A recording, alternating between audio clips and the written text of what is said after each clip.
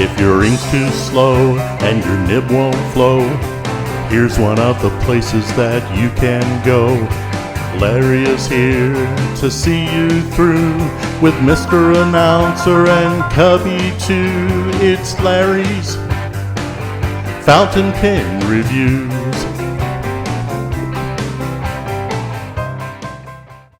All right, folks. Hey, how's everybody going today? Hey, today our special guest, for those of you who don't know, is Mike Green. Mr. Mike Green. Who is Mike Green? Well, let me tell you a little bit of Mike Green. Mike Green is a new kid on the block. He's a pen maker, custom pen maker. Yes.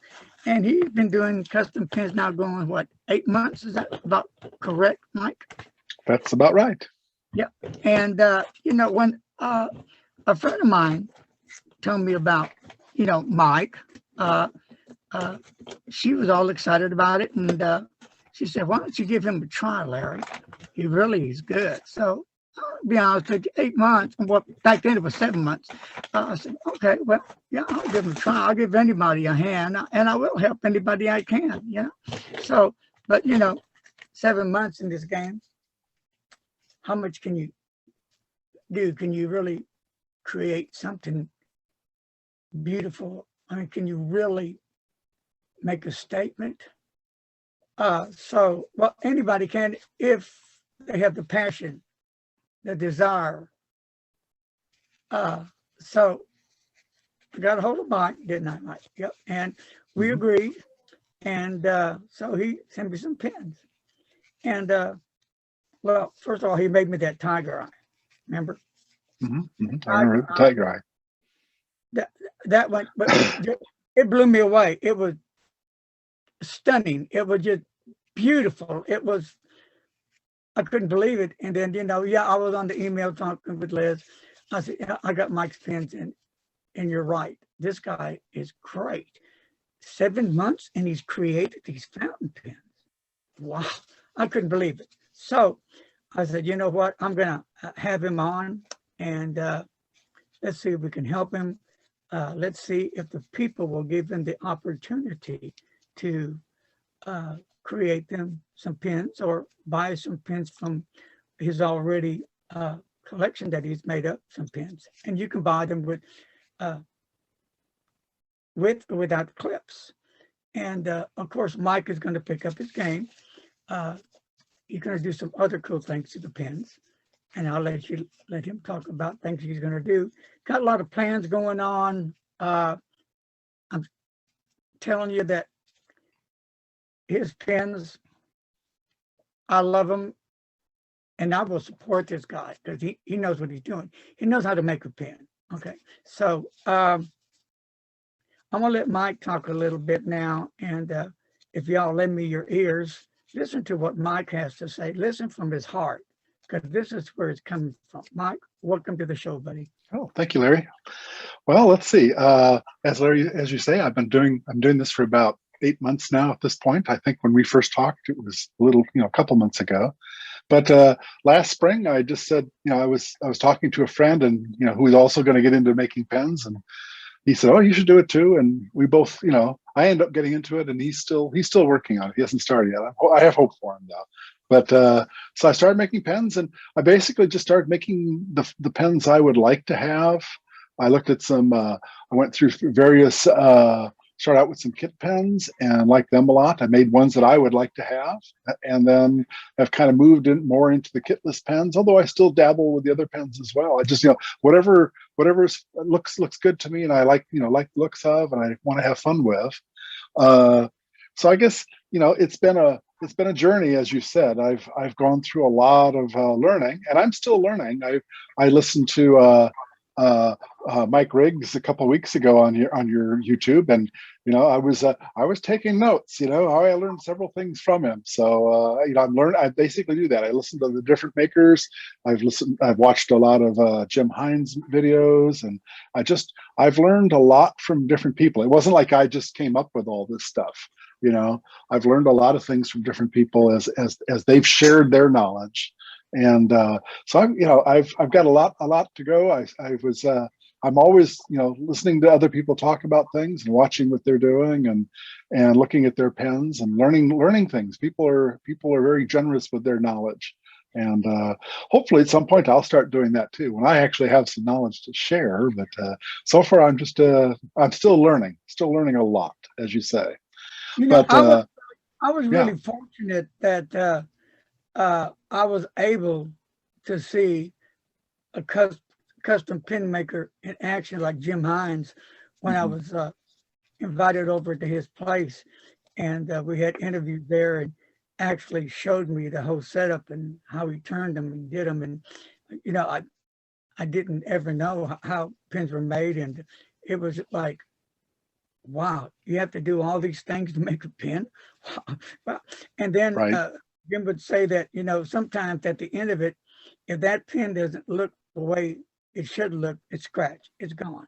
Or sometimes it could crack. All that work, gone. So there's a lot of work making a pen. It's not just putting it on the, what do you call that machine thing? On the lathe, yeah. You turn it on the lathe, and yeah, it isn't push 1, 2, 3 on the buttons and you're done. And he's right, and that is sometimes you do something, you might be working on a part for a couple hours, and like on the last step, you make a misstep, maybe you cut something too thin or something like that, and it breaks. And it's like, well, start over again on that. So there's a lot of fixing things, or you look at something and you go, that didn't really work out correctly. Something was wrong, and I have to make it again. So that happens a lot. As you maybe it's a little less often, but Jim was offering classes. He would teach people how to make pens. He would share that knowledge that he has. So, and that's pretty cool for Jim to do that.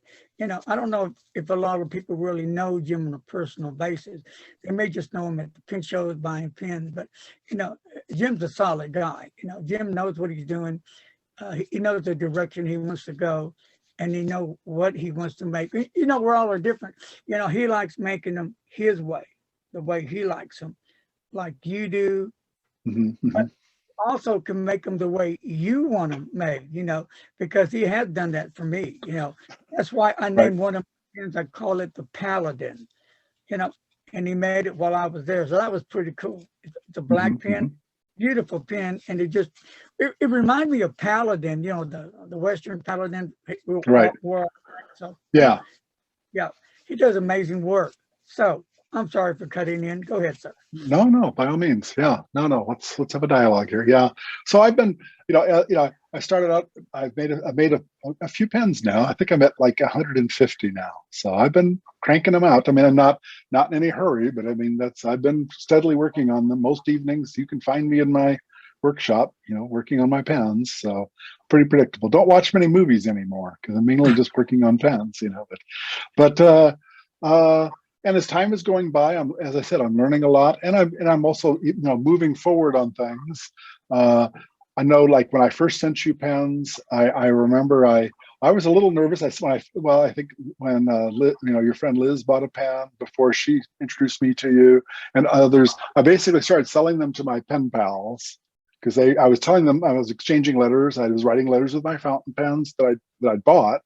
And I was telling them, I'm starting to make pens, and and then a couple of them said, I'd like to buy one. They looked at them, they saw them on Instagram, and said, I'd like to buy one of those pens. And they worked out pretty well. And of course, anytime you make something and you give it, sell it to somebody or whatever, you always kind of on pins and needles going, okay, now I hope this isn't like, they're not going to go, this is terrible, but I was fortunate, and they were nice to me, and and to be truthful, I think the earlier pens, they were pretty good.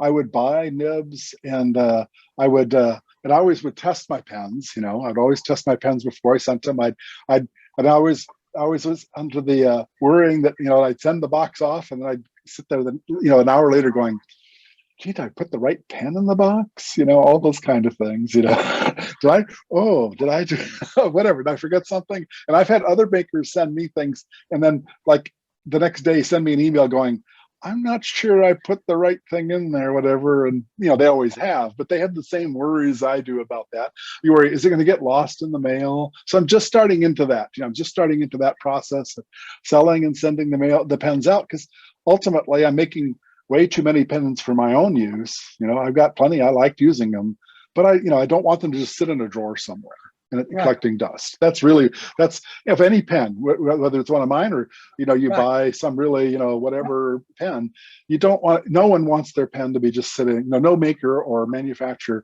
wants their pens to just sit in somebody's drawer somewhere. They want them to get out and do some writing and be used by somebody and enjoyed by people. You know, that's what it really comes down to.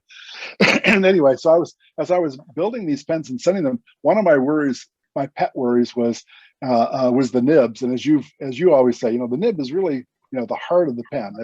If the nib doesn't write on the paper very well, and I've bought pens where I got them out of the box and sat down with some ink and paper, inked them up, wrote on the paper, and they were a bit disappointing. You know, they were okay, they were writable, but they just weren't as good as they should have been. And I didn't want mine to do that. So I started out by just I would buy a set of nibs and I would just screen them. I would pick out like the best nib. If you say, oh, I want a medium nib, I'd go through and make sure that and I've had a couple where I would just say, this nib isn't really, it's a little scratchy, and I'll set it aside. Had dreams of maybe becoming a nibmeister and tuning them myself. I've kind of set that aside for now, but I would pick out the best one. And so finally, I met a fellow at the Chicago Pen Show. That was my first pen show this last fall. Kirk Spear from Pen Realm, and I talked to him for a little while. And basically, I can buy get my nibs through him, and he will tune each of them. You know, and then I can just have tuned nibs for everything. And after I used a couple of pens he had nibs that he had tuned for me, I was like, this is really the better way to go. So since then now at this point, all of my pens, I don't screen the nibs per se. I just get all tuned nibs. And so all the pens come with tuned nibs, which is a big load off my mind. I don't have to worry about, did I, in my haste to put a pen together and get it mailed, did I not screen it well enough? And did I accidentally put in a nib that's not really up to par? So I think, I'm pretty confident now that whenever I send out a pen, the nib will be better than I could ever make it. You know? Because of what Mike has done, he stepped up the game, because that nib is the most important part of the pen. In my opinion, it's the heart of the pen. What makes it go, what makes it think, what makes it breathe. What makes you feel good when you put that pen to paper. That's how I look at it. So it's utterly important to me that pen nib be on target. So what Mike has done, he pays to have these nibs tuned. So that way, you're going to have a tuned nib, and he doesn't charge anything to addition to the pen. So you're buying his pen at already affordable price. I mean, affordable. Oops, Then on top of that, you're getting a tuned nib with the pen. So 2 for 1. I mean, you're getting a deal. I couldn't believe when Mike told me that. I said, wow, Mike, okay. But anyway. Yeah. Now, will these prices last forever? Well, I don't know. It's up to Mike. But, it depends. Everything goes up. Like, as we all know, pens went up this year finally.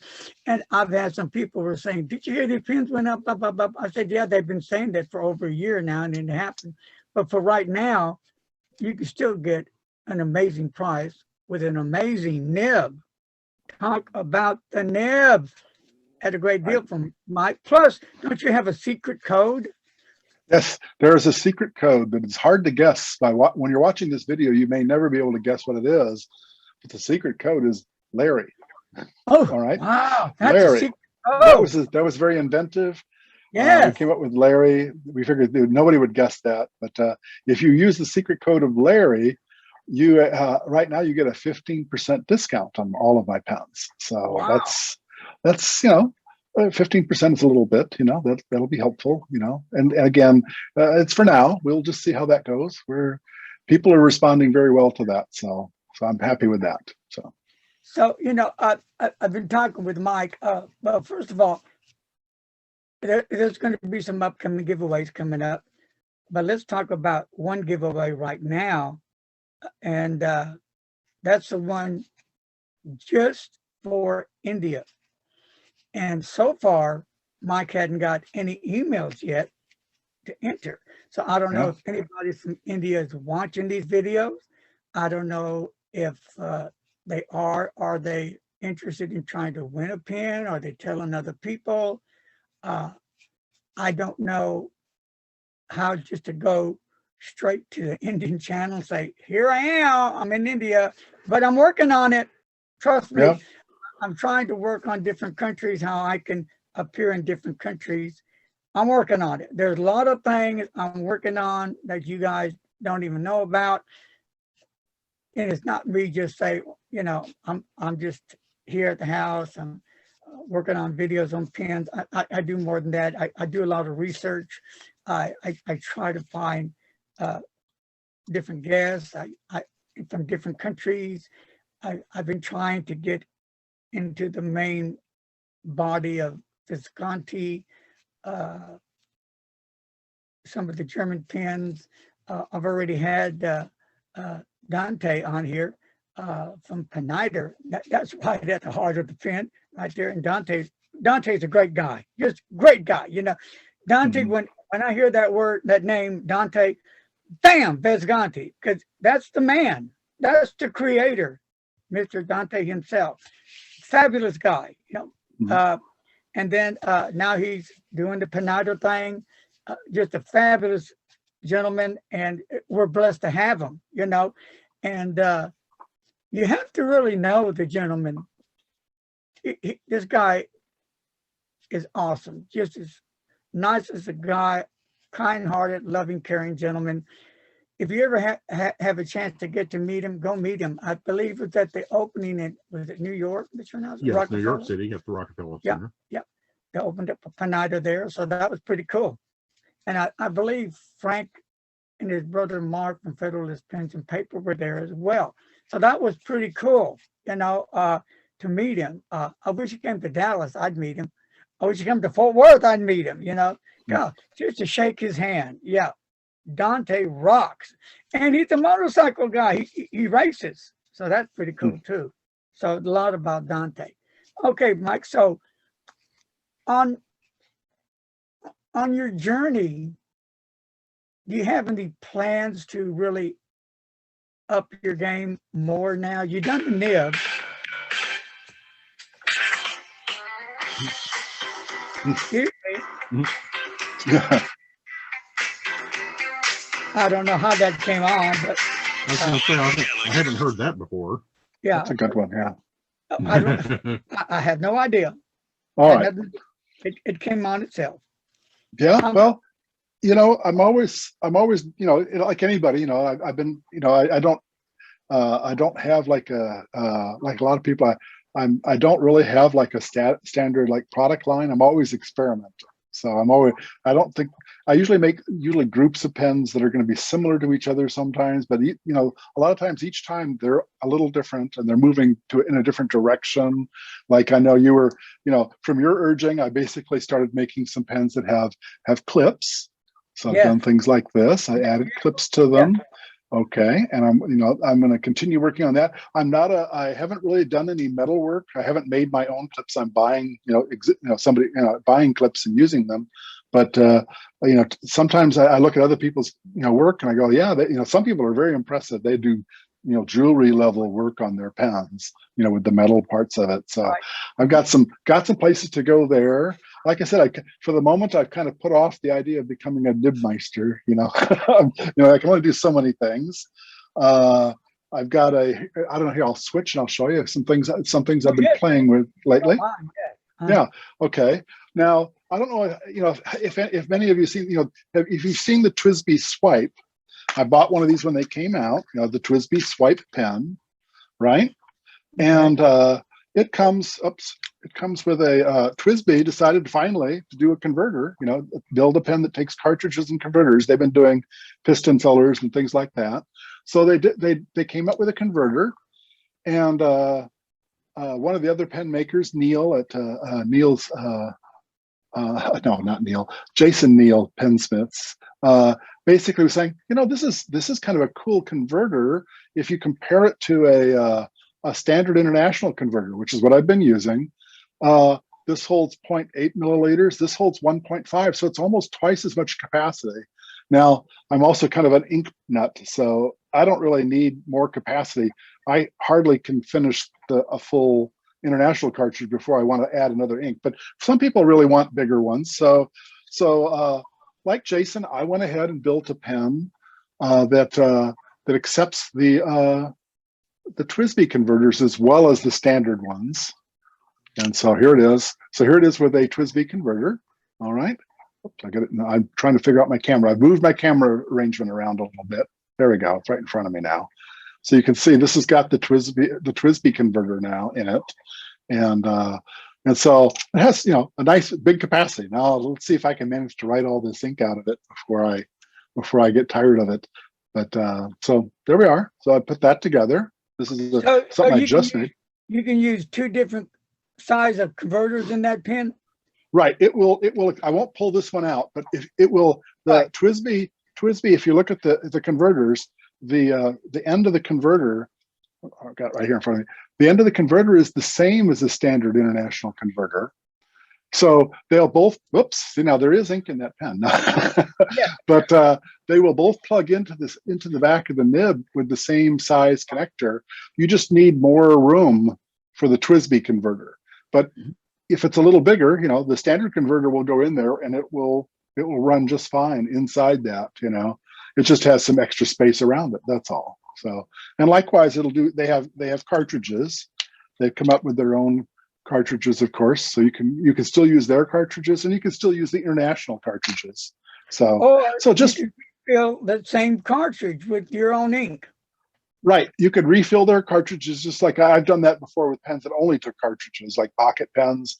I'll just take if they can't handle a converter, I'll just take the cartridge and write it out and then clean it up and put my own ink inside the cartridge. Just use a syringe to fill it, and so you can always do that. Of course, it does take converters too. So you can just use the various types of converters. It'll use just about any converter then. Let's see, what else have I been doing lately? I've been doing a few other things. I've got a whole nother batch of pens coming. Here, I'll move these guys out of the way a little bit. Oh, and by the way, yeah, you mentioned the India giveaway. Well, here's the pen we're giving away. Yeah, let's talk about that for a minute. All right. Okay. Whoops, I got it in the camera here. It's got a gunmetal clip. Yeah, go ahead. You're going to talk about it? It's exclusive giveaway for India only. Right, so right. People from India, if you're watching this video, it's very important. If you want to try to win this pen, all you have to do is email Mike, and Mike, give him your email address.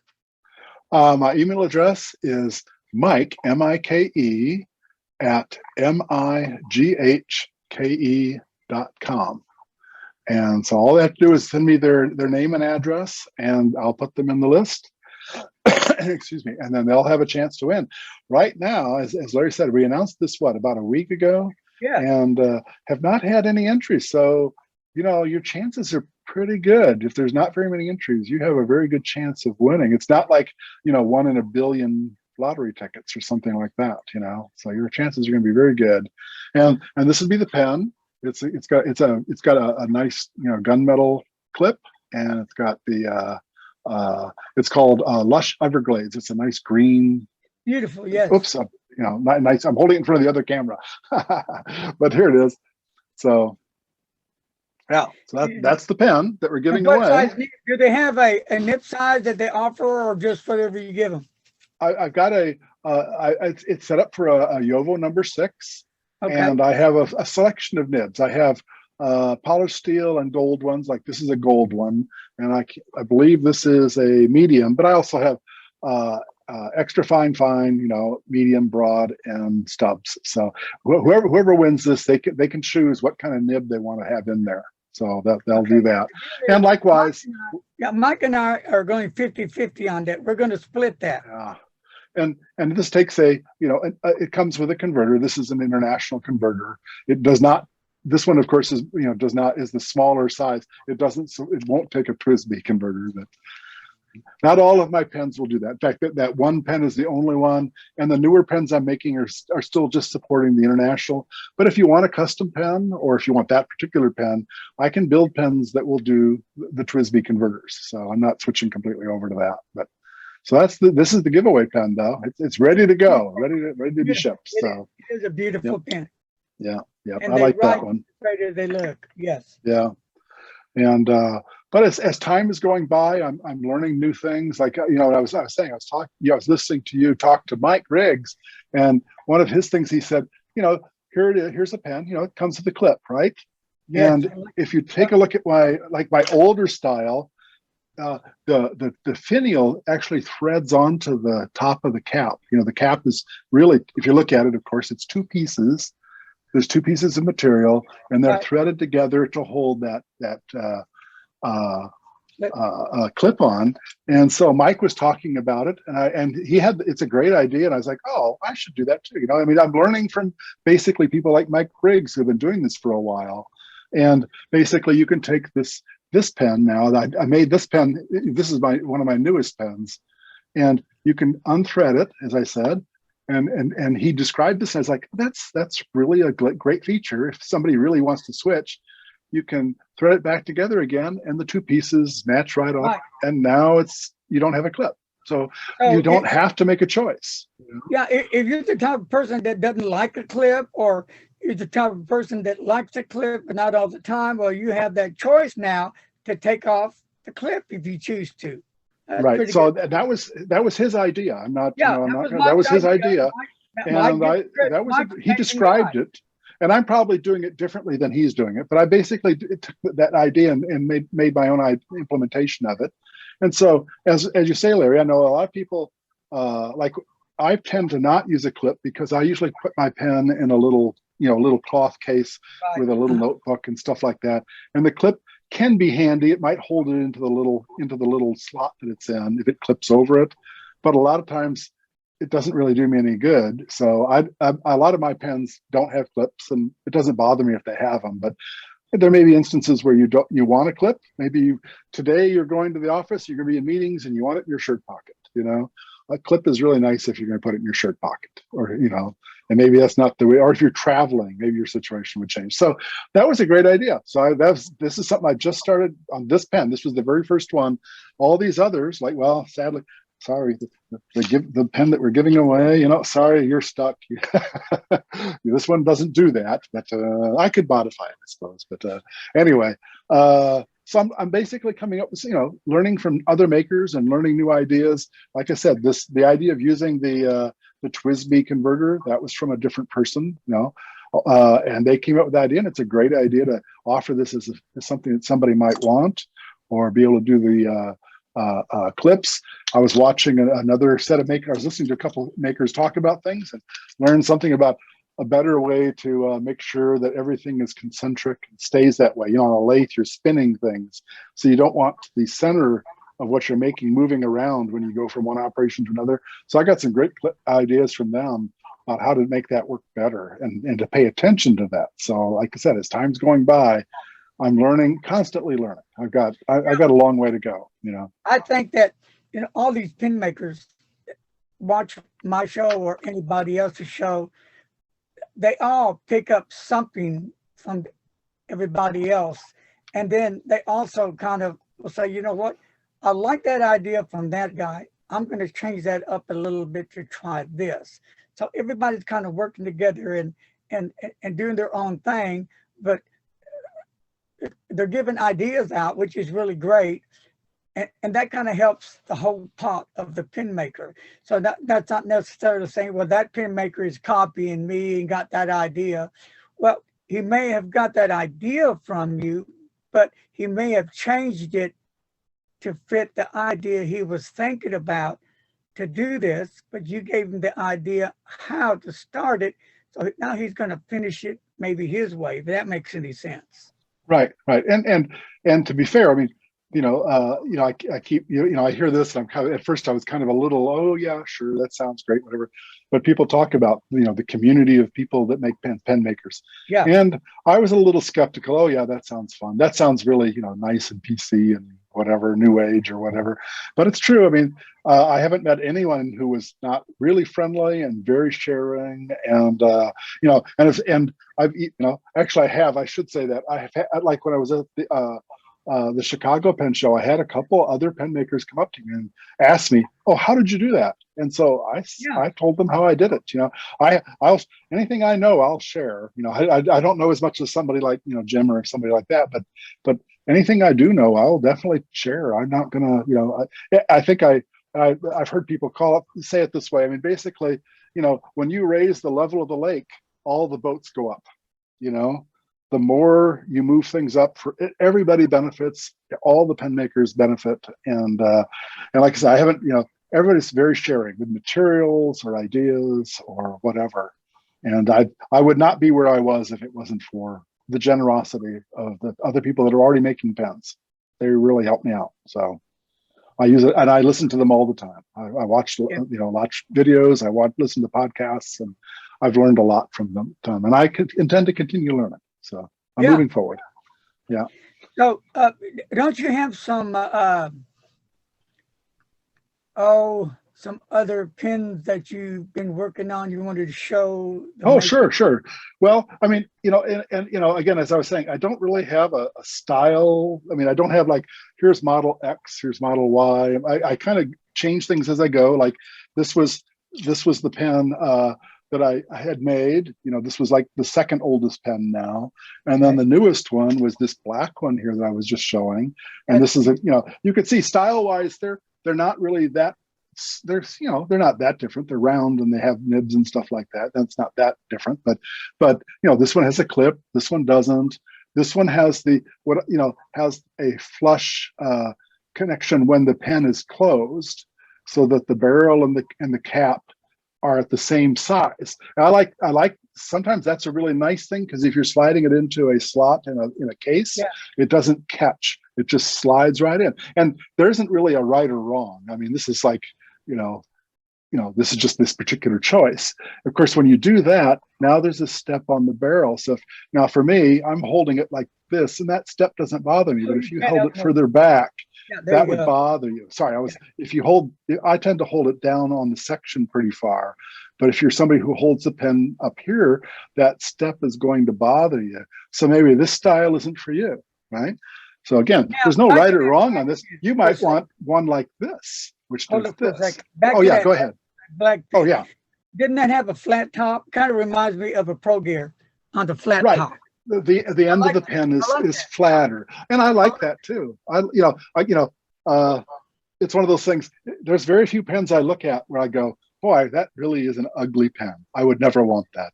I'm afraid I'd pretty much like almost all styles I see. So this is a pretty flat, but a bit rounded, not sharp, on both ends. This one here is more rounded on the ends. More cigarish. And it's still pretty straight otherwise, but yes, I like the cigar shape too. Yeah. So that's it. Yeah, like the Sailor 1911. I like that shape too. Yeah. Right. And as you said, and as I'm going, I'm just I've got a set of pens like I'm working on now. Here, I just threw them into a tray here. Yeah, show that tray. I'll switch videos. Wait till you see this. This kind of lets you see what they look like as you're working on them. Okay, when you start with a blank, which and of course now, like anything, there's all sorts of things I don't know of too many people that make their own nibs, but a lot of people will make their own material here, which I haven't started yet. Don't give me time, I'll do it. But and so you buy a piece of material. It can either be, like in this case, they're often round, but most of them, like this, all of these bunch over here were all square. Okay, they were a square piece of material, and I've turned them on the lathe to make them round to get them ready to be used. Okay, and so you cut different lengths out of this nib. Here, I'll pick on this one here, this red one. Okay, this red and black one, you can see, I've cut pieces out of this section, out of this material to do the various parts of the pen. This part down at the bottom here, I'll bring in a finished pen, is the barrel, okay? It's this piece. Hold it up more. Yeah, and here we go, I'm coming, here we go. And so this is the barrel, okay? Yes. Is this good? Okay, I'm gonna try to get into, so you can see this is the barrel, this is the barrel of the finished pen, okay? And so this is going to be, this is where the threads are going to be. And there'll be, you know, I haven't opened it up yet to put where the converter would go in. And of course, now this part here is pretty raw. I've rounded it from the square piece, but I haven't rounded the end or changed the end or finished it. So you can see I've left a little extra space for that to be done. I hope I'm staying in camera. And then likewise, the cap piece is these two pieces right here, right? That's exactly what these two will be threaded together and they will form this cap in the top end cap, the finial, all right? And then likewise, where did I put it? Hopefully it's not laying somewhere dripping ink. Okay, here. And then this end piece is the section. This is where this will be turned into this shape. Oh, am I getting it in camera good enough? There you go. Yeah. All right. Yeah. And so this will be turned down into this section like this. It'll have this shape. It'll be threaded. It'll be threaded interior inside for the nib to thread into. So this is what these look like as you're going, you know. And I've kind of bitten off more than I usually do. I've done batches of, you know, maybe 1 or 2 at a time and or 6 at a time. This time I've really got ambitious here. I'm doing 13 of them at a time. So we'll see how I do with that. Be interesting. Yeah. Yeah. So this is what I'm working on right this, you know, even as we speak, you know, like before the session here, I'm in the process. You can see I'm kind of working through this. They're all cut and basically shaped. And you can see I'm walking down the barrels here and I'm cutting the tenon, which is what the threading will be on. And I've gotten through the first, you know, 7 of them. I still have 6 more to do the tenon cut on. And then I'll go through and do cuts on various parts of them, and I'll put the threads on them and all that. So it's definitely a work in progress, of course. But this is what it kind of looks like, you know, when you're kind of into it a little bit. You've cut the pieces and you've shaped them a little bit to get them ready. Okay, now for me, I like all sizes of pens, but I like big pens. I like girthy pens. Now, like, look at this Conklin Courage, beautiful red. This pen is a gorgeous pen. Oh yeah. I love it. I like how the rocker arm on the pen moves up and down. I like all the trim work on the pen. They did a marvelous job on their pens. I like these kinds of pens too. It's got a little bit of girth to it. I like the girth on pens. I like girthy pens. So now we were talking a while back that on some of the pens, if they're too large or too girthy, you said you have to try to find a clip for that, which is hard to find. Is that right? Right. Well, like anybody, you know, I'm always on the hunt for more materials, you know, the new colors and new patterns and things like that. I'm also on the hunt for supplies, you know, like here, here's the pen that has, you know, already has a clip on it. But if you look, this pen, this newest one here, is a lot bigger, and that clip wouldn't really fit into this pen very well. And I haven't found a good source of clips. And a lot of makers end up making their own clips. You know, they can't find either the style they like if they're very picky or whatever. But as you're saying, now this one here is a pretty girthy pen. It's and usually when you're making the pen, as I was just saying, you start out with this barrel. Remember this cut right here? This is this piece right here, okay? And this one here is 15 millimeters across. This one here is going to be 13. So this is going to be a smaller diameter pen. It's going to have a diameter more like this one, right? If you look at the size of the cut there, it matches. Whoops, here we go. It matches this pen. All right. So that's one of the choices you can make, and it's a very, again, that will determine how big the barrel, how thick the barrel is, how much girth there is. And some people like, this is a 13 millimeter. This one here happens to be a 15. I own a pen that's like a 16. So one of the tools I'm getting more recently is I'm getting set up to be able to do 16 and even 17 millimeter pens. I had somebody talk to me who has arthritis, and they were saying that even a 15 is too small for them. The way their hand is having trouble, they can't squeeze their hand down. I'll just pick on the here we go, the Twisty, which is, I was just showing a moment ago, the swipe. This is a pretty small pen. So for them to get their fingers down into that size is very painful for them. They want their fingers to stay out like this when they're writing. So I was talking to them and trying to come up with a measurement of what size section, how big does that section need to be for them to close their hand on it and be comfortable. And now that's an extreme case, but each person has their preferences as to how that works, right? Now, talking about arthritis, because I also have that crippling arthritis going on. And today I experienced it quite often today. Kind of scary. My hand kind of like did this, and I had to force it open, kind of scared me down my other hand. So I know where they're coming from. So yeah. Right. Yeah. And I think that's actually, I discovered fountain pens when I was in school. And I think that's part of what drove it. I mean, I didn't have arthritis or anything like that, but what drove it for me was that when I was using at the time ballpoint pens, and they're, ballpoint pens, they write and they can be used and everything. But for me, I was pushing down on the pen to get the little ball to roll. I was writing with inexpensive pens, and to get the line to look the way I wanted, I had to push down pretty hard.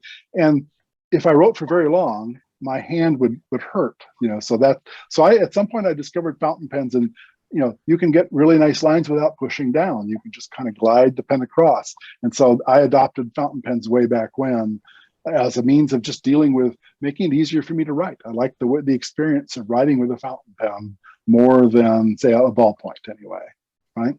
And so that's kind of what, again, that's a personal preference. You might decide, a lot of people like ballpoints, and there are a lot of good things you can do with a ballpoint or roller ball or gel or whatever. So, yeah.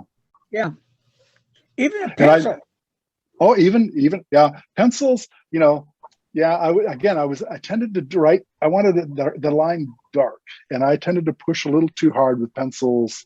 And you could witness it when I tried to use mechanical pencils, because if they had very thin lids, I would just snap them off, Yeah, so I have to learn, when I use a mechanical pencil, I tend to press too hard if I use a thin lid. So I get a thicker, which helps, but and same with my pencils. I like them sharp so I can start writing, but I tend to press it and break it. But I still love them. I'm still going to do it. I see a pencil there. Look, here, I'm writing with my pen. I see a pencil. I'll just pick it up and start writing with it. Yep, I use pencils all the time. So, yeah, I use pretty much everything. I do write with ballpoints. I have people I write letters to, and for them it has to be written with a ballpoint. So I write with a ballpoint, and I even have a couple pen pals. I have a grandson that I wrote a letter to when he was in boot camp. It's fun to write to kids when they're in boot camp, right? And I found out after the first letter, he wrote back to me. He said, "Well, I had to have my bunkmate read it to me because I can't read script." And I had written in script. So from then on, I had to print my letters to him. These kids, not everybody knows how to read script. So I'll be darned. Huh. Yeah. A lot of kids don't. Nowadays in the schools, I think a lot of them don't teach script. They need to go back to it. They need to go back. That's important. Yeah. I think writing is good, is an important thing, I don't know why our system has done what they've done and think it's better just to teach printing and forget script. I'm totally just confused. Well, I thought that's a major mistake. We're supposed to be going up on education, not going down. You need to learn how to write. You need to learn how to. Well, I mean, having watched it, and of course, having had my kids go through school and everything, sometimes they're doing good if they can get them to read and write, period. Some kids just aren't really into this stuff. So, I fully appreciate the efforts of teachers everywhere. They do a great job. The vast majority of them, there are, of course, like any job, there's people that aren't that great at, but the vast majority of them, they're working very hard. you know, if the kids don't want to learn something, you can't shove it down their throats, you know. But you know, And so I'm happy but with the what they're teacher doing. gets blamed still for the kid not learning. Oh yeah, yeah, yeah. Yeah, they get blamed for a lot of things like that. And it's not, you know, you know, they're, you know, again, I've had a couple of my kids that were not stellar students, and I could read it, I could see it in the teachers' faces. I just felt bad for them when I was doing conferences, you know, parent conference with them. It's like, Yeah, I know my child isn't doing really great, as good as they could be, and they're really, quite frankly, they're really not interested in what you're telling them. They're not interested in learning this subject. So, but we'll try to do what we can, you know, you know. But, so Mike, how long does it take you to make a pen? well, it varies a lot, barring, you know, I would say like just a normal, like a pen like this, just, you know, if I'm not off, see, part of the game is if I'm off experimenting, sometimes I might make a part and look at it, well, that wasn't the way I wanted it to be, you know, but if I'm going down a pen that I kind of know what I'm doing and I'm not having to redo parts because I made a bad decision, you know, if I'm working on a basic design that's close to what I can already know how to do. I think, say, like a pen like this, I haven't really measured it per se, but I would say it's something in the, you know, maybe 4 to 5 hours, something like that for a pen like this, you know? Yeah. Wow. Yeah, something in that area. I don't use automated tools. I don't have a CNC machine. I don't have any automation. So like when I'm cutting these pieces, say like this here, you know, I'm taking a cutter and cutting across. You know, this is spinning, and I cut a layer out and cut a layer out, and I cut that shape, you know, by hand, you know, with a cutter. You know, I'm not using a machine to do it. So, you know, it takes more time than if you were to just load it into a machine. And I know I'm making it simple. Even, you know, running a CNC machine is not easy either. So I'm not, you know, it takes a lot to program it properly to get exactly what you want, you know. But I'm just doing things by hand. It's all handmade at this point. I'm not using any automated tools to make it faster. So I could make them faster. But. So, right. Do you have any plans to upgrade the pens as far as trim work on the pen, more bells and whistles, let's say? Well, I've been looking at it. I mean, you know, one of the things you could add would be to add, say, well, here, of course, this is the extreme case. Now, this is back to there's absolutely no trim, there's no clip, there's no, nothing. You know, it's actually, you know, it's pretty straight. It is tapered a little bit, I'm pretty sure. I mean, I don't want to lie. This one does not post because I tend to like pens that are really straight. This one doesn't post, but like these others, like this one here, let me make sure I didn't, this one will post, you know. So a lot of them will post, but I'm not a post. I don't, you know, again, let's not get into religious things. I don't usually post my pens, but I can, you know, again, a lot of them do post. But I think one thing I'm thinking about is changing, and maybe like as I was doing with these ones where I'm adding clips, you know, you can see I'm making a separate piece here. So I can make this a different color and maybe put a different piece on the other end too, and do finials effectively. So I'm thinking about adding finials to pens in terms of just decoration. And at that level, you can start doing things like bands, you know, so maybe I would add a band, you know, at the end of the pen. And I've had people talk about, and I've, you know, like maybe make the section out of another material, like, you know, like it's a real classic thing is to make the section black. I tend to like them when they're all matched up like this, but you could certainly make each piece, just cut it from a different piece, another different material, and mix and match and get some nice combinations of things. Like I say, my tastes tend to run into, you know, pretty simple, you know, everything kind of matches kind of looks. But there's nothing to say I wouldn't change that. In particular, you know, maybe a nice contrasting color for the finials, and maybe a band. Some people will put ink windows into the pens, and again, that's I personally, I don't tend to worry about ink windows because I'm you know, and this predates me making pens.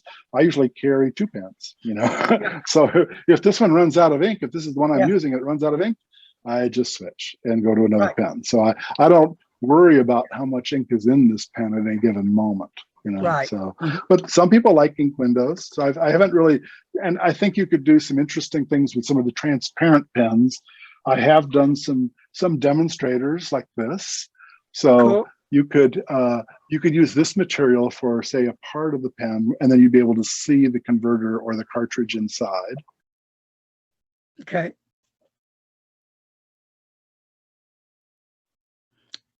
Well, we have a slight delay. Yeah, Do like these? I do. I'm not. I kind of have mixed feelings. I like the demonstrators. Again, this is down into personal things here again, but I like the demonstrators. But the only thing I don't like is that you can see the ink when it splatters inside the cap. You know, if you bang it, every pen, if you bump a fountain pen, little droplets will fall off the feed or the nib, and they'll be hanging around inside the cap. In an opaque cap, you can't see that. You just clean it later. But in a demonstrator, you see all those things. Twisby has theirs like this, Twisby, so you can't see the ink on the top, but you demonstrate the right part here. Yeah, so you can still see and yeah, so they used a different material for the cap and for the bottom piece there. Right. But but you can still see the mechanism, which is fun. It's fun to be able to see what it looks like inside, So I've thought about that. I'm pretty centric on where I am right now. So I don't have any plans for what I'm going to be doing next year. I'm still taking small steps and moving forward in increments. Taking time. Yeah. Right. And I would say you're living the dream. Oh yeah, and I'm enjoying every minute of it. I'm on this ride and I'm really enjoying it as I go. And I guess part of it is like this pen here. I do like black pens. So yeah, I made one of these. I made one in this material itself just before the Chicago pen show, and it was like I finished it like a day before the show. And I went to the show and somebody immediately bought it. So I didn't get to keep it for very long. This one I won't show it anymore because I don't want people to see it. But I've got this pen now, so I'll here's use it. the pen that Jim made me that I wanted to show real quick. Okay. This is what I named the Paladin right here. Oh, right. All black, everything. Beautiful pen. I love the pen. Love the way it writes. Great nib. Step Up's got a nice size grip section. He did a great job on it. So yeah, this is my Paladin. Love the pen. Yeah, that's a pen to my way of thinking. Yes, I like that pen. I like that pen a lot. That would be definitely on my list. Good looking pen. I mean, very nice looking pen. It's a go any for a pen. Right. Go to a conference, a big meeting, school, whatever. It's a great pen. So.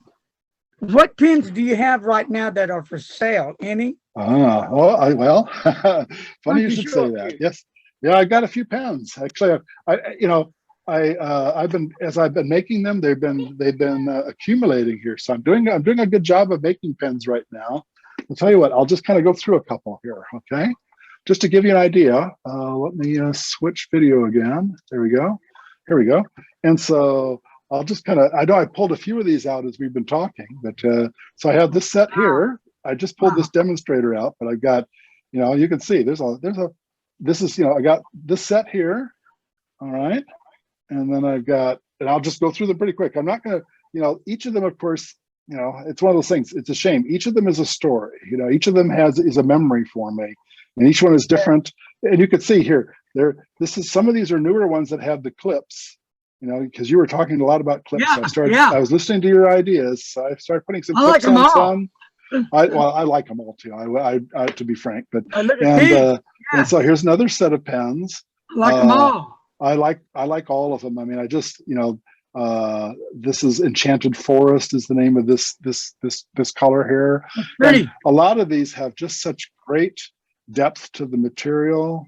Let's see. Here's another set here.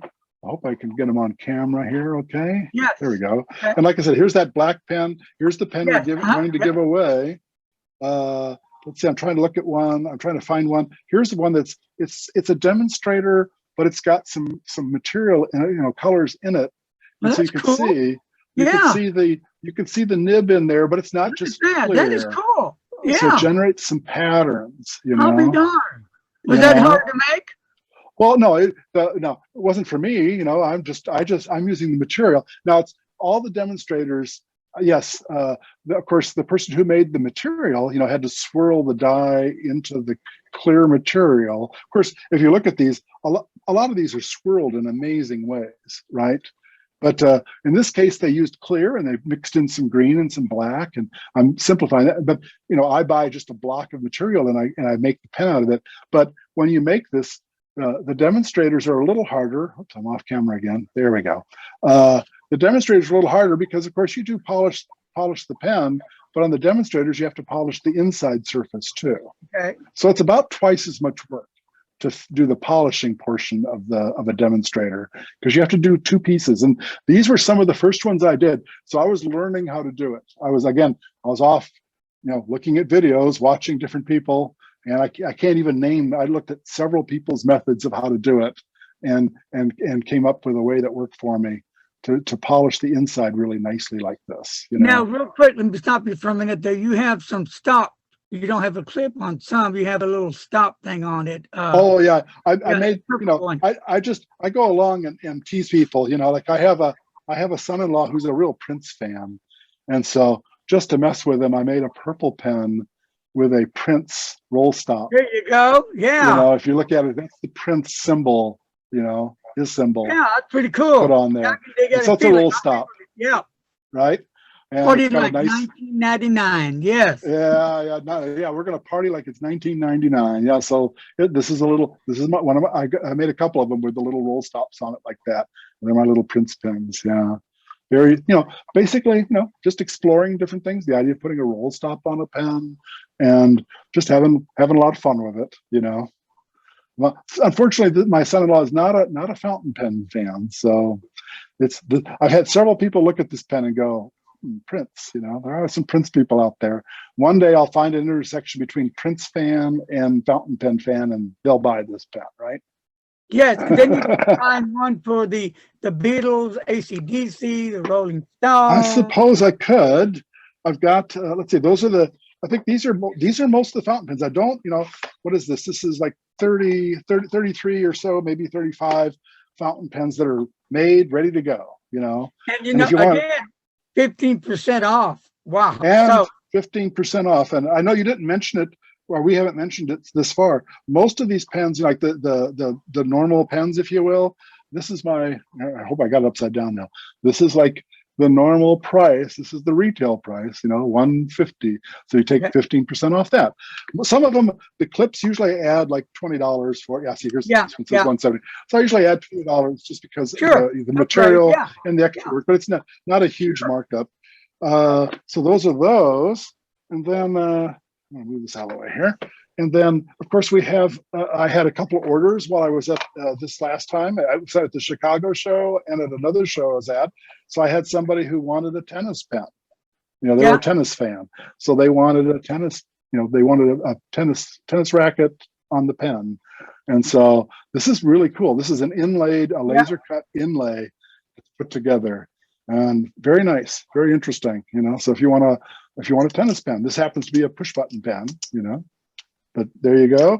And I had a one of my relatives, even my own relatives, you know, here we are in Viking territory, and they're cheeseheads. So they wanted a Packers pen, right? Good looking colors. I like the colors. You know, well, there's a lot of people that really love these team colors. Okay, this particular team's colors, fine. You know, the Packers, and of course, since I'm in Vikings territory, I did have to make the obligatory Vikings pen too, right?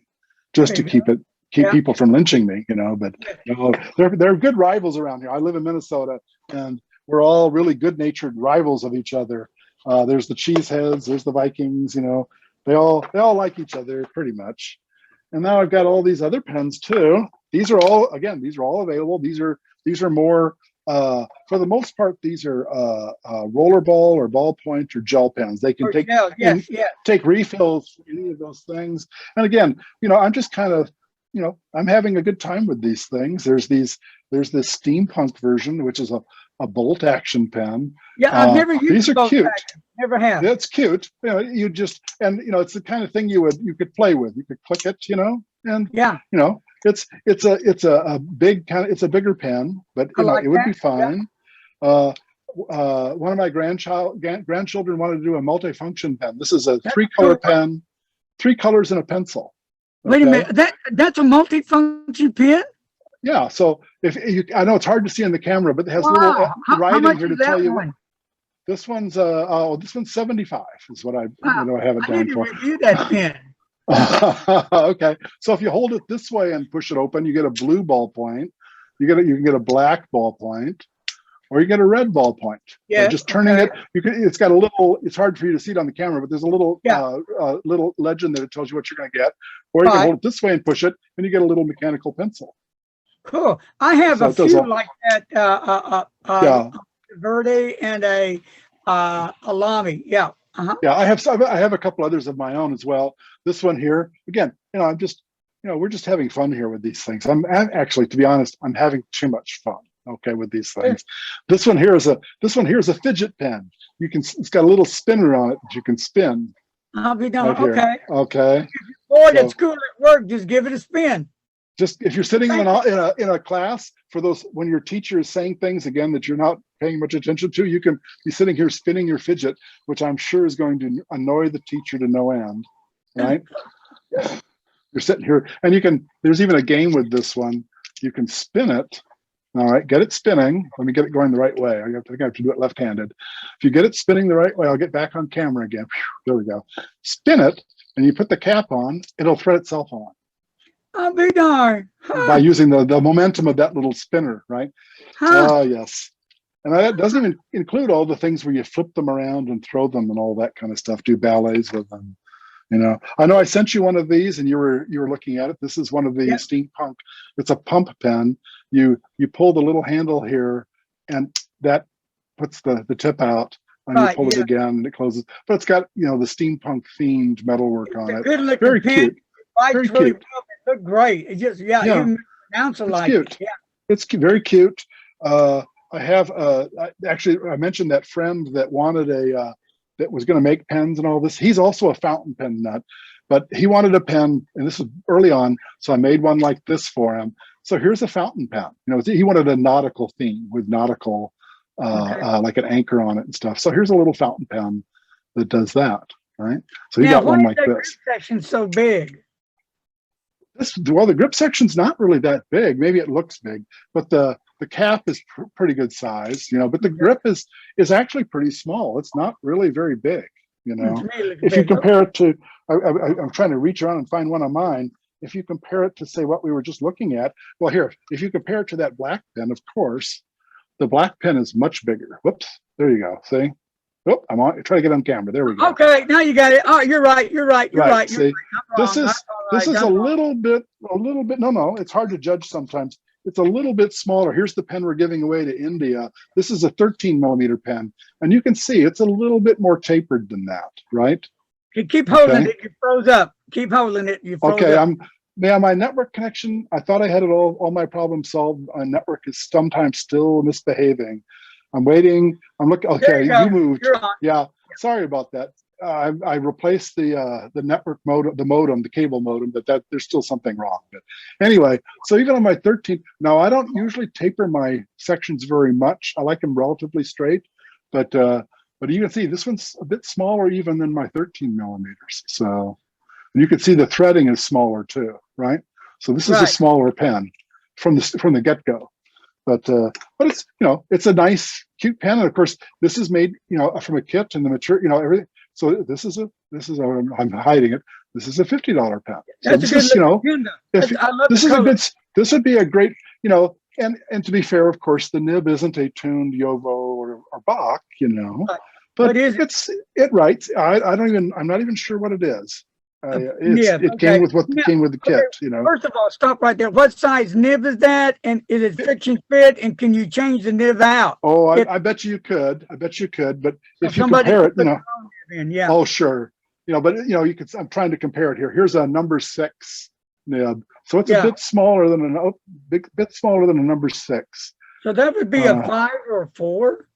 Maybe a 4, I would guess. Okay. But and I haven't tried to take it apart to see how what it would take to replace it. But I'm sure it would be possible to replace it. But I'm going to guess and think it's friction fit.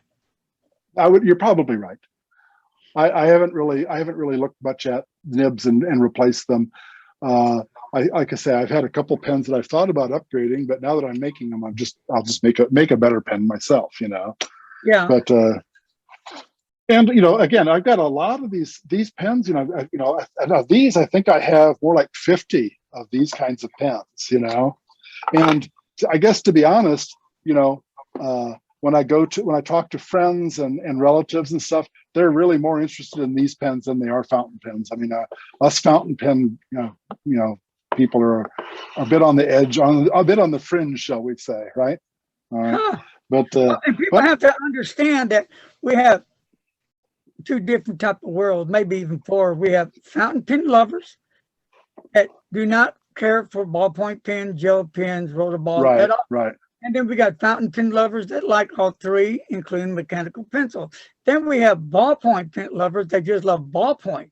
Then we have ball pen lovers that love ballpoint, gel, rollerball, and fountain pen and mechanical pencil. So we got a little variety here of people that like different things and people that don't like different things. Well, yeah, and you know, if you don't like something, then don't buy that. But if you like, you know, as you can see, these weren't things I just I'm going to buy this just because. All these pens are pens I like, you know. So you can see my tastes are pretty wide. A lot of these were driven, of course. They're just plain, you know. I don't know. Well, of course, I know Jake likes these too because you want to know these. But I like these Celtic pens. I like a Celtic. You know, I've got a little Irish blood in my system, and so I'm just kind of predisposed to these kind of patterns, and I like these a lot. And some of these again are just plain fun. You know, like here's a pen with a dragon on it. You know, that's pretty. You know, I like with that. a jewel on the end. Yeah. It's got a claw holding on to the middle of it and scales on the end of it at the tip of the pen. Just now, these are ballpoint pens, right? If they want to put their own gel or rollerball, it would fit it, right? Right. Most of these are. I think this one might be a G2 style, but a lot of the pens are either G2 or Parker style pens. Now, and these you could just refit and you could just replace them. What? These are kit pens, right? Oh yeah, these are what people call kit pens. Right. And the difference is, I mean, and you know, it's one of those things. Sometimes people get divisive about that too. But again, I like them all. I don't do the metal work much, so I'm not going to make something like this. You know, right? I'm not going to make a clip that looks like a dragon. At least I'm not yet so far. But I certainly like it though. And this, again, I think this is probably into the far end of that kind of idea. This is a significantly decorated pen, right? But on that number 34. What's that? On the right, number 34. Right. That's a music pen. Okay. Okay. So the clip is a guitar, neck, and the top of it is a drum. Okay, and you can see it's even got a drum head on the top. It's got piano keys across the middle, and some notes across the tip of it here. It's a twist pen, you know. It's cool. Yeah, it's a cute little pen. You know, again, I'm kind of going through the catalogs and going, that looks cute. I've never seen anything like it. That is cool. I like it. It's a cute little pen. I've got a brother-in-law who's really a golfer, so I came across these golf pencils. You know, yeah. It's just a little push pencil. You know, I mean, it's nothing. You know, but it has a cute. You know, it's got a cute color to it. You know, it's got a nice color. It's a nice blank. You know, and you can pull this out and replace the T with, like, if you have a special T of your own, you can replace it and have it even more personalized if you're a golfer, right? Now, so Mike, that's don't you have to put them together and make them, though? They don't come like that, do they? Yeah, you're right. Let's say if we pick one of these, here, I'll just pick this one here, for example. On kit pens, there's, you know, and again, there's kit pens and there's kit pens. There's some kit pens that are, where all the pieces are made out of silver. That works out to be a pretty expensive pen. So they're not necessarily low end pens, if you will, but most of the ones I buy aren't really super expensive. Some of them are a bit more, but the kits are more expensive. But basically, with as I was going through a moment ago with the blanks that you get, you would buy a blank just like you did before with the kitless pens, and the kitless pens, all you're using is the nib and the converter. Everything else you're making yourself, right? But with a kit pen, you buy, all these metal pieces are all made, and usually there's a brass tube that is like this length right here, and you cut out a piece of material and you drill a hole in it and glue that brass tube into it, and then you turn this to make it into this shape. Okay, and in this case you would make two of them, one for each piece of this, and then and most of them are friction fitted, and you push the pieces together, and some there are the right ways to push them together and the wrong ways, and I've explored both. Okay, you can make mistakes there too, so it's not necessarily trivial, but you push the ends here, they press into that brass tube and have a friction fit, or you can glue them in if you want to make it really sure it's permanent. Friction fit's nice if you think you might need to repair the pen someday, but and so you cut basically you make these two pieces like this on top of those tubes, and then you push the pen together, right? And so that's what most of these kit pens look like. Some of them have, like this one has two pieces, like the one I just held up a moment ago. This Celtic one is a one big piece, okay, right? But that it's the same thing. In fact, this is most of these. Now, some of these earlier ones I was playing more with acrylics, but especially the more recent ones I've been making are like here when you get into some of these are all the material called alumalite, which is what I use, which is really popular with the kit pens. If you look at like these pens, like these fidget pens, for example, this is the exact same material I would use to make a kitless pen. I'm just using one piece of it here for a kit pen. okay. Yeah, but it's the same technique. And of course, again, you can go down different directions. Like I was saying, you can go into, some people make their own materials, which is amazing. They make some amazing materials. They make, inlaid wood and all, they can do scrimshaw or paint patterns on it. And especially when you start looking at some of the higher end pens, they'll do things like, the Urushi finishing, or they'll put little pieces of abalone shell, and make really wild, glittery patterns. All these little pieces were hand placed. Okay, I haven't done that. So there's a lot of room, a lot of places to go with these pens. I mean, no matter whether you're making them or buying them or using them, there's just so many different varieties of things you can do that there's enough time to explore, a lot of things to explore, no matter what part of this you're interested in. Okay. Yeah.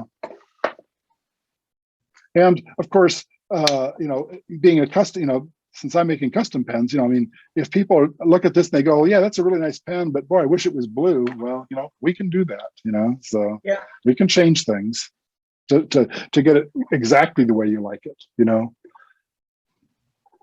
And that's true of pretty much, yeah, custom makers in general. I'm sorry, yeah? Is there anything else before we go that you'd like to mention? Well, I think I've remembered everything I wanted to say. I may have to come back again someday.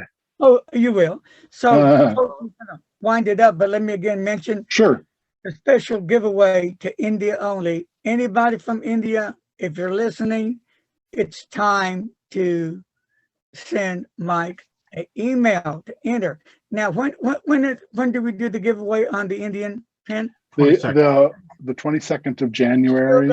You still got a few weeks to get on it. So I hope this video reaches out to people in India or somebody that is here in the States that knows somebody in India and lets them know, hey, get in on the giveaway, man. So that would be awesome. Well, that's number one.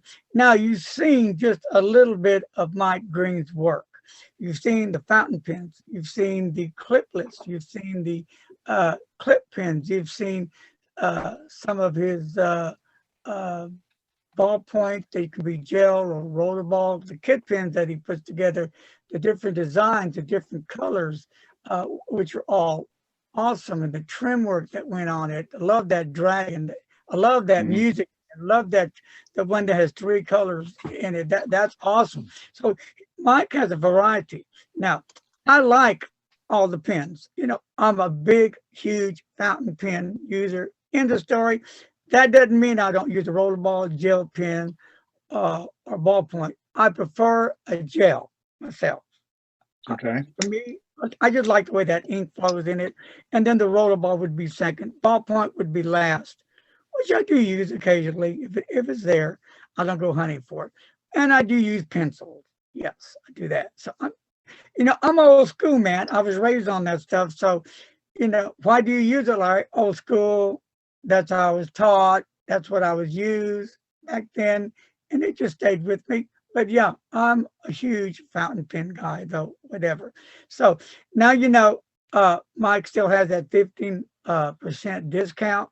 It's a big savings at an already affordable price.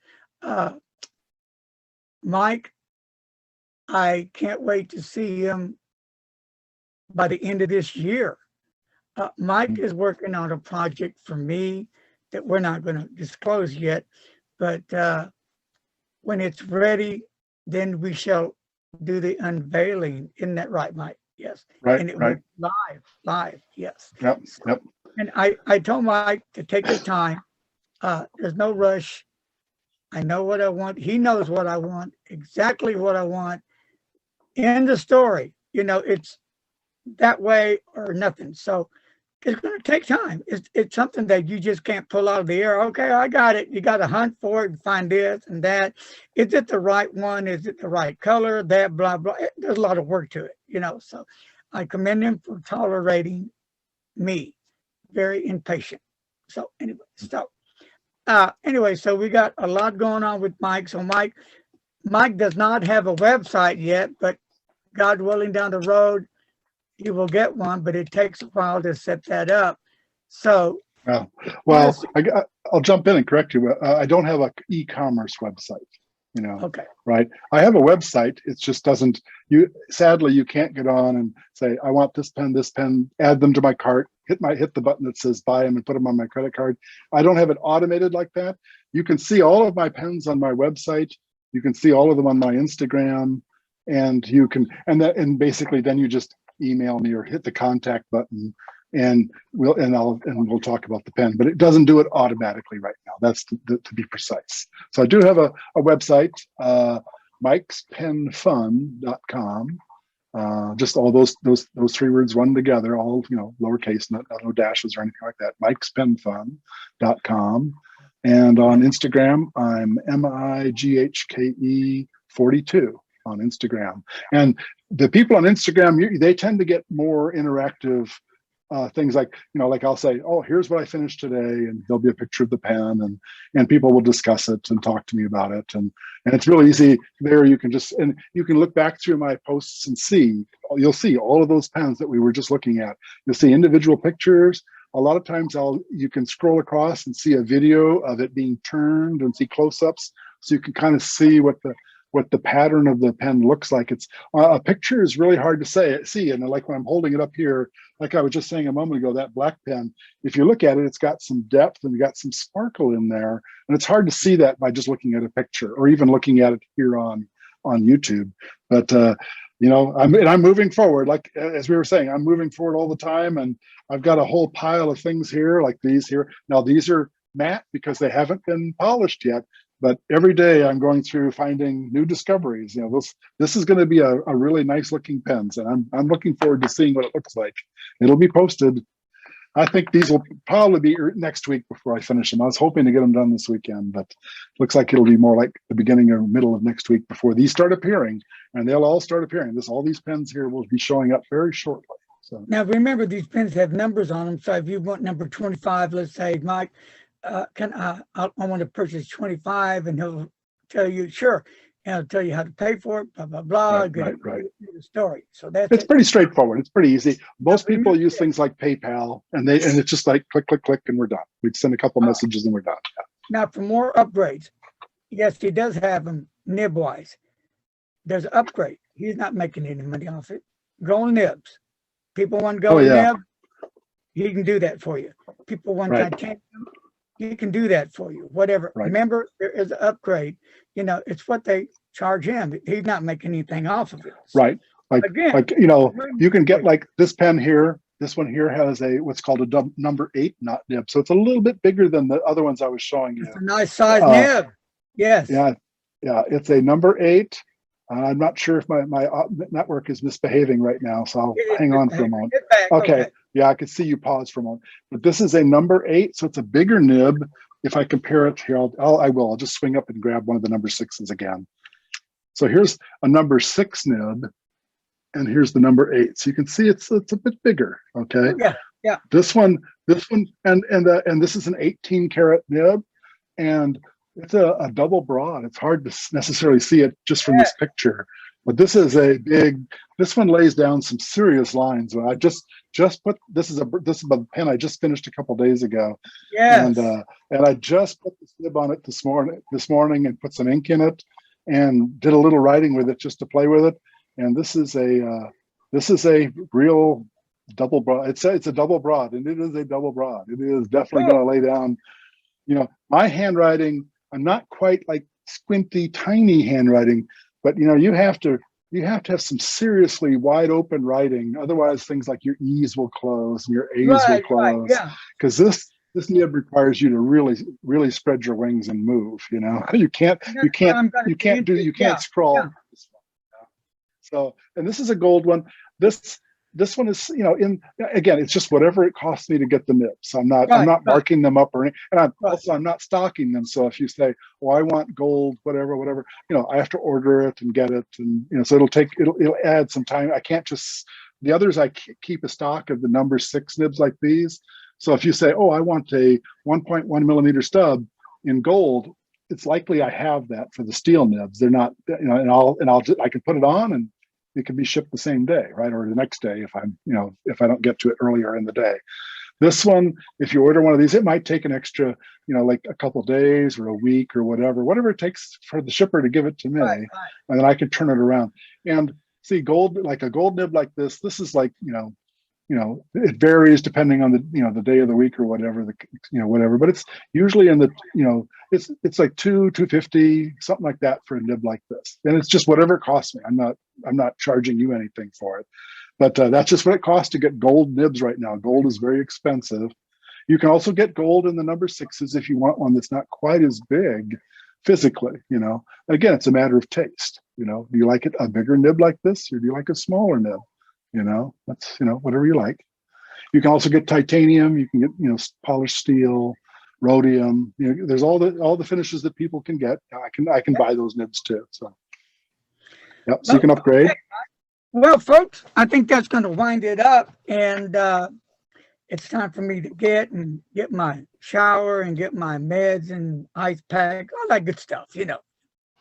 And Mike, thank you again for coming back and getting personal about your pens. So this is Mike getting personal about his passion, his love, his enthusiasm, his creations of fountain pens. He's living the dream. And he really does love doing what he does, you know, or he wouldn't be doing it. And as you can see with your own eyes, that kind of work Mike is putting out. So, and the price, again, believe what you want. I think it's unbelievable. Great price, discount. It's a win-win nib. Already been tuned. Upgrade, no charge to you out of Mike's pocket.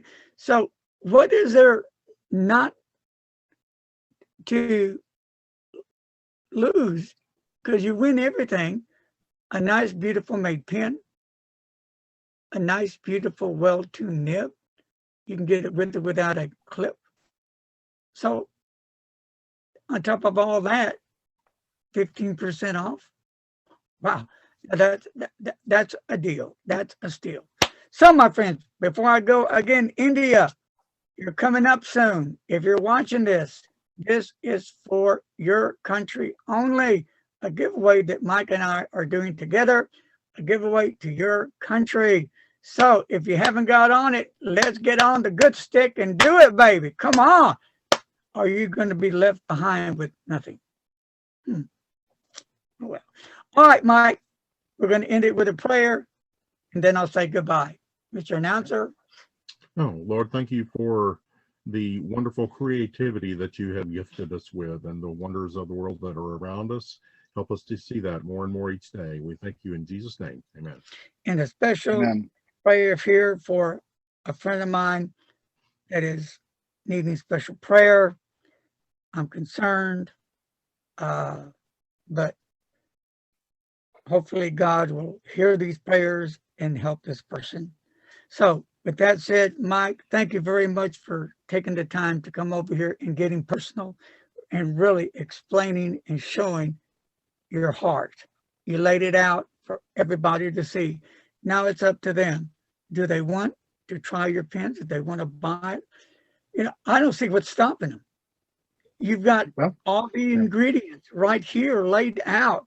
What more can one ask for? It's here. Well, they might be waiting for one of these, and I am too. I'm dying to see what these look like. So stay tuned, folks. There'll be more pens to pick from. There'll be more pens to pick from. Then we are done. So I am going to hit stop. Right, Mr.